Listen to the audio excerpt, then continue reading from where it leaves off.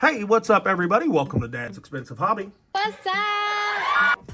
Today, I'm taking a look at the Romankey Big Black Guy Blank Male Body 1/12 scale customizable figure.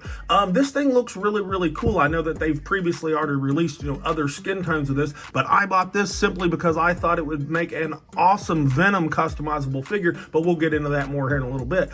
This one was kind of hard to get a hold of. 5K Toys is the only place I know that had it, and they had a very limited supply, and I was lucky to get one. So let's dive right in. Let's start with this package. It's kind of a simple yet sleek looking package, kind of thin cardboard, but it says Romankey right there at the top. It's got a nice homage to Da Vinci's Vitruvian Man right there, but using this figure, that looks cool. And it says Big Guy on the bottom. Right here on the side, it says 1/12 action figure for custom, and it says same thing on the back. Not much to it, but decent packaging overall. Let's get him off the stand really quick and see how tall he is, since he's going to be a Venom custom pretty much. To the top of his head, he is just north of 7 inches, which would make the entire figure about 18 centimeters. And I think that should work. That's very similar to a couple of the Marvel Legends Venoms. But anyways, speaking of those, let's compare him to a couple of other figures, and then we'll really dive into what he's got going on. And first up, I wanted to stand him next to that Gamerverse Spider-Man 2 Venom that came out earlier this year. That is a cool figure for the most part. It's nice and gigantic and stuff. And I think it's, they're pretty comparable as far as their builds. And next up, here he is with that 2-pack of that Marvel vs. Capcom Venom. I know this one isn't black, but they're about the exact same size, really, height-wise anyway. I think that this Romankey one has a much better sculpt and build on him, but they're about the same size, and I wanted you guys to see that. And here he is with that Gamerverse Peter Parker in the black suit Spider-Man. I hate this figure, but I did want to stand them next to each other just because they both could kind of look cool. And lastly, here he is with the Maximum Spider-Man that came out not too long ago. I know that figure kind of disappointed some people, but it is kind of the best Spider-Man we have, and I think they look pretty darn good. Hey, real quick, if you like what we do here on the channel, be sure and give this video a like, leave us a comment, it really helps the video out, and subscribe if you haven't already, that'd be awesome. Now for accessories, he comes with an awesome spread of stuff. You really can't ask for more. He comes with 2 different head sculpts. He comes with one on him in the package, which is like a mouthless head sculpt with some eyes, and you could customize that however you want. And he comes with the other one that's more notorious for this figure alone, and that's the one with like kind of a Venom mouth on it, and it looks really nice. He comes with 16 hands in total, 2 fist hands on him in the package, and then a wide variety of open style pose hands doing all kinds of different gestures, and he actually has some boxing gloves that look really good. He also comes with 4 different like replacement joints. It always kind of worries me when figures come with replacement joints, like the one's going to break or whatever, but he does have it. And he also comes with 6 different feet. He comes with 2 bare feet on him in the package, and they look really nice. He also comes with a pair of like lace up, almost like work boots or something, and they look cool. And he has a pair of laceless, almost like dress shoes or something. All in all, this is a killer spread of stuff for the money. Now for his aesthetic, this is the portion of him that's going to really kind of draw some lines, and for some people are going to like how he looks, some aren't. Very broad strokes though, real quick.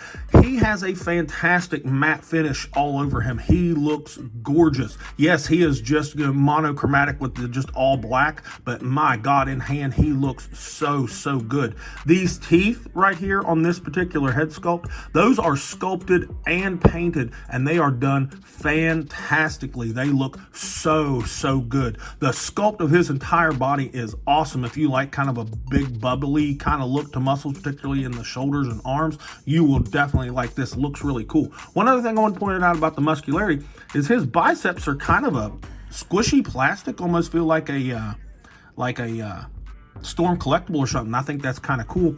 And right through here is a softer kind of flexible plastic, not super soft, but it's soft and kind of flexible. Now let's talk about some things that might put you off. These traps, those, the way they're done and the way that's kind of separated right through there, that might put some people off. I know why they did it, so they could still move the neck and head, but we'll go over that more in the articulation.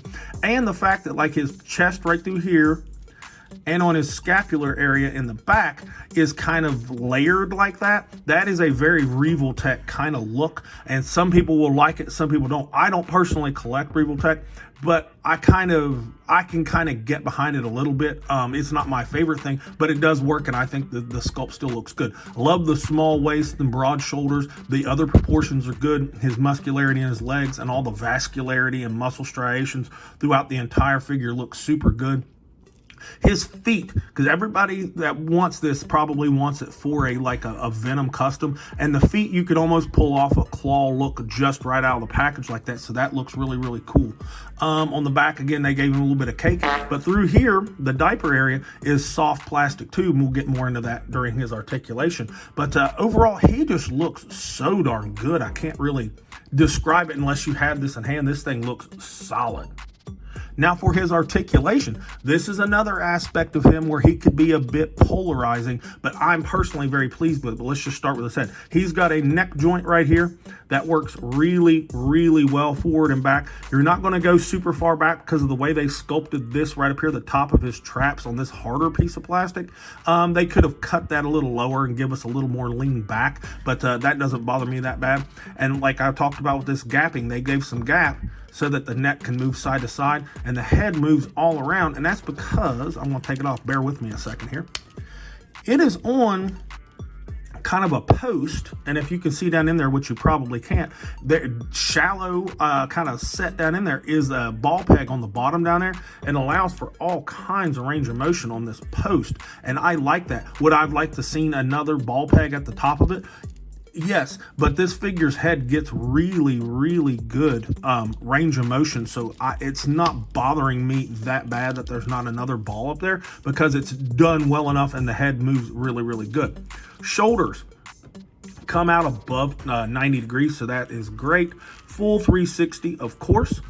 Now, there is a system in here that is basically just a ball peg that moves around in there, that you can move him up and down, side to side. And then this kind of scalloped kind of appearance here on the chest kind of allows a little bit of going back and forward. You don't get a big bunch out of it, but you do get a little bit, and I don't have a problem with it. I think that works pretty well.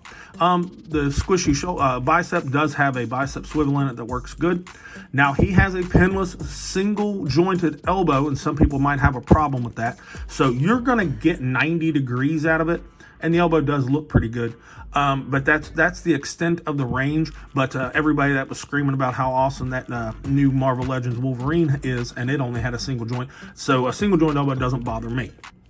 Wrists are ball hinges like normal, and they get, you know, your full rotation and lean and all that good stuff.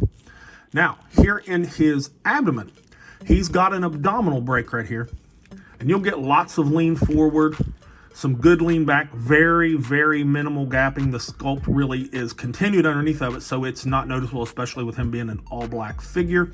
Tons of tilt and twist out of that. That is just fantastic. And that's because it's on a ball peg up in there.